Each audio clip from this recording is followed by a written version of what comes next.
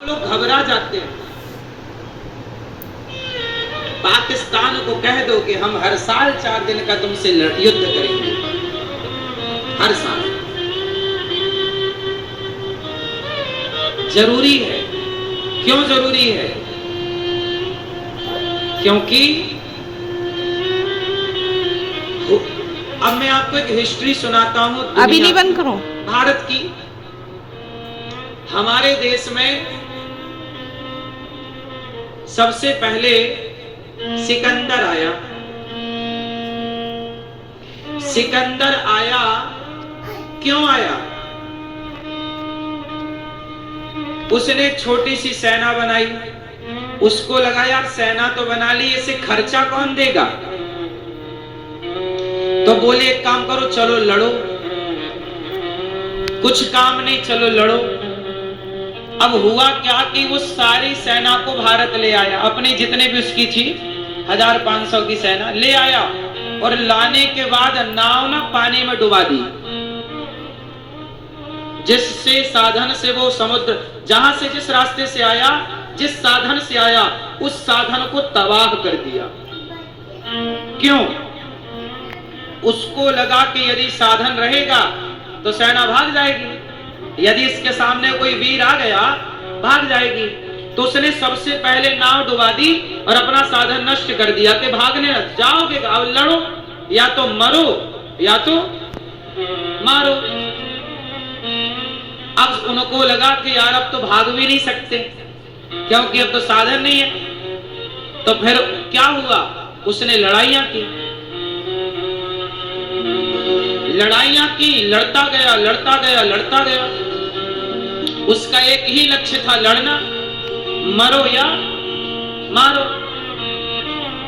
जब आदमी का एक ही लक्ष्य हो जाएगा, मरो या मारो, तो उससे जीतना असंभव है। बात समझ में आ रही है कि नहीं? भाई उससे तो जीता जा सकता है जिसका मन परिवार में, पर जिसका परिवार ना हो, आगे पीछे कोई रोने वाला ना हो, उससे जीतना कठिन है ना। यही तो हुआ।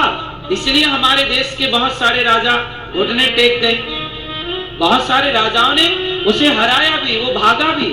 ऐसा नहीं कि वो जीतता ही गया। लोग कहते ना जो जीता वही सिकंदर, ये सेंटेंस गलत है, ये सेंटेंस गलत है, सही नहीं है। बहुत सारे राजाओं ने सिकंदर को पराजित किया है, हराया है, पर पढ़ाया हमें उल्टा गया है। क्योंकि देश आजाद हुआ तो सबसे पहले शिक्षा मंत्री मुसलमान थे, तो उन्होंने भारत को पूरा तहस नहस कर दिया। ये बात आप लोग जानते हो कि नहीं मुझे नहीं पता, लेकिन पूरी शिक्षा प्रणाली को खराब कर दिया उन मुसलमान भाई साहब ने, जो पहले शिक्षा मंत्री थे,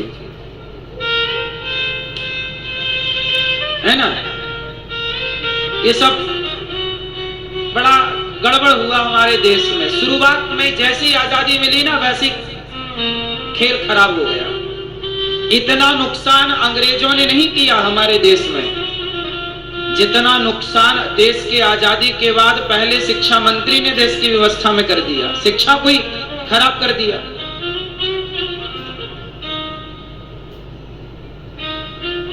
ये बातें सब इतिहास की हैं, बहुत सारी बातें बताने की हैं, बहुत सारी बातें बताने की नहीं है। आपको पढ़नी चाहिए, समझनी चाहिए, इतिहास को खंगालना चाहिए, ठीक है। चलो, हम आपको केवल ये कह रहे हैं कि जीवन में मुसीबत आए तो डरने का नहीं, लड़ने का, भागने का नहीं। मैंने कई बार कहा, देखो कश्मीर से खदेड़े गए हिंदू पंडित, खदेड़े काश्मीरी पंडित, कश्मीर से खदेड़ दिए गए, पाकिस्तान से खदेड़े गए हिंदू, बांग्लादेश से खदेड़े गए हिंदू। आज भारत के दक्षिण में बहुत सारे राज्य हमारे देश में ऐसे हैं जहां हिंदू अल्पसंख्यक हो गया, खदेड़े जा रहे हैं। बंगाल से बहुत सारे हिंदू, अभी एक शहर की घटना आपने सुनी होगी टीवी न्यूज अखबार में, खदेड़े गए, भगाए गए, जलाए गए हिंदू। क्यों? हिंदुओं ने लड़ना छोड़ दिया। हिंदुओं ने क्या करना छोड़ दिया? हम ये नहीं कहते किसी से लड़ो, पर ये बताओ हनुमान जी गदा लेके काहे खड़े हो?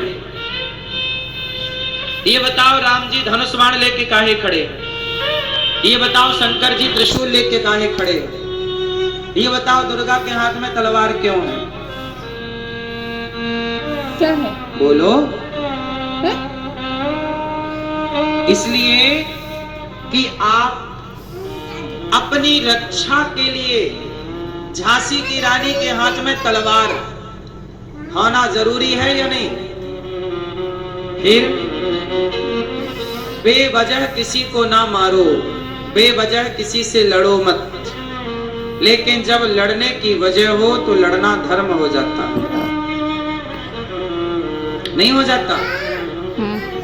इसलिए आप लोगों से मैं यही प्रार्थना करूंगा कि जीवन में कष्ट आए तो घबराने का नहीं और मजबूती से डट के खड़े होने की जरूरत है।